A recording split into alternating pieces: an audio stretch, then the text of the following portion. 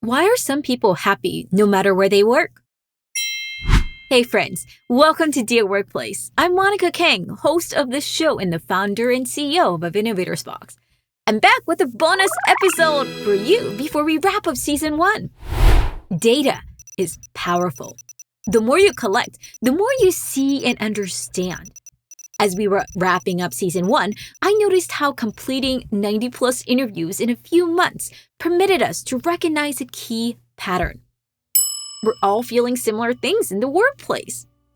At the end of the day, we all want to be happy, appreciated, understood, valued, and grow. We want to grow personally, professionally, and together with a team. And it turns out that the journey to growth and happiness stems not just from company policies and colleagues, but from oneself. So today, we went through our interviews to put together this special advice collection to inspire you, challenge you, empower you, and remind you that you are not alone. Shout out to Daniel Osterstock, our video editor who spent hours and hours going through all the interviews I did and finding these patterns for us. For a visual and to learn more about the guest, please visit our YouTube channel at youtube.com/c/innovatorsbox and our show notes here. And as you listen, I ask, how do you want to live this life? What makes you happy at work? Whatever your answer may be, your voice matters. Share it. The world needs you to be you. Here we go. If you're feeling stuck or you're feeling undervalued, there is a way out. Think of yourself as a perpetual tourist, being open to discovering something new in your environment. Stay curious, be open, and have your own mind after you've tried it. And if you never ask the question, if not me, then who, you'll never get there. You won't raise your hand and say yes. Follow your intuition, but follow your energy. When you ask for permission, you give up authority. So don't ask for permission, just go do. You'll never get this time back in your life. You are here. How are you going to make it useful for you? If you're listening to this, chances are you have an opportunity to be innovative in your role. Take advantage of that, right? In order to innovate, first, you need to be authentic. In a way, innovation is your calling. Have an understanding that your perspective is unique to you. Like, please, please, please hold that dear. I really encourage people to get really connected to what is meaningful and important to them.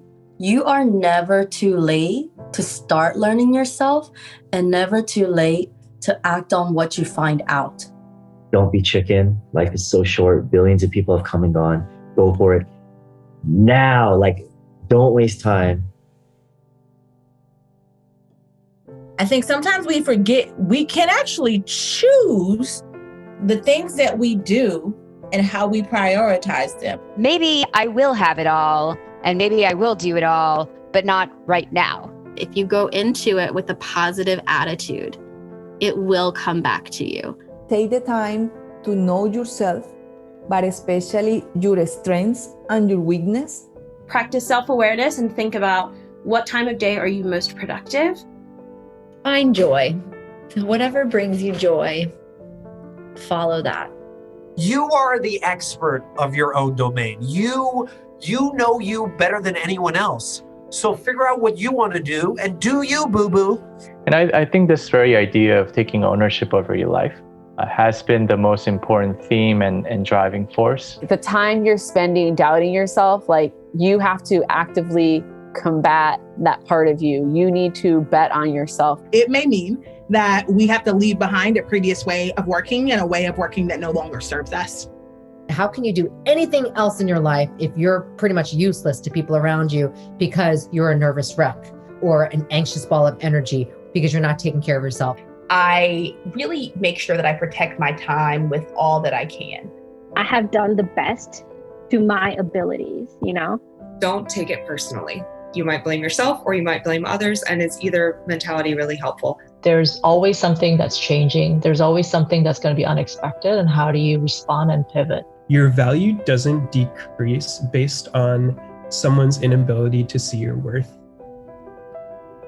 Human beings are capable of a lot more than we will ever think that we are. If you didn't view yourself as creative, you are creative, and you can use the gifts that you have to impact the world in positive ways.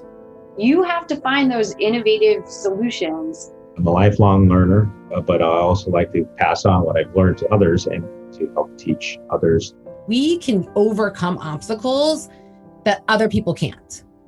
Opportunities of a lifetime must be seized in the lifetime of the opportunity. Don't be afraid of change and bring that ongoing journey of improvement. Don't be afraid to show your vulnerable side.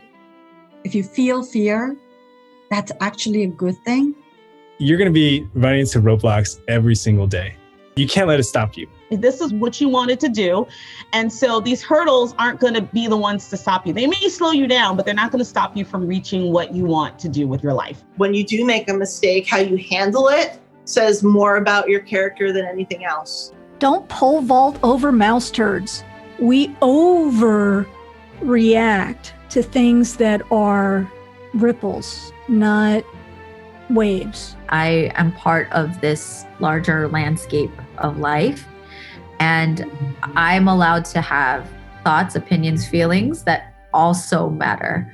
If you are authentic, it shows in your work and it shows in who you are, and people know that you're not faking the work that you're doing is really about impact. I just try to acknowledge that I'm not perfect and I don't know everything, but I try to learn one at a time. Connecting with the self or reconnecting with the self is extremely important. Spend some time getting to know who you are so that when you get asked the question, who are you? You'll feel ready. For folks who's listening, we'll be back again with another episode. But for now, we will see you later. Thank you. Thank you. Bye. That might need a whole other episode. No pressure. So what comes up for you? I hope that these insights made you smile and remind you that no matter where you are, you can find a new path and new possibilities. You're not alone. We're all in this together, and we're more alike as human beings than we think. Continue to ask your questions and stay hungry to learn, innovators. Can't wait to see you again in a few months. In the meantime, tune into our past episodes and binge on our last few conversations on all your questions about the workplace. Before you know it, we'll be back again with new stories for your weekly smile routine. This is Monica King from Dear Workplace by Innovators Box. Thanks again for tuning in. See you soon.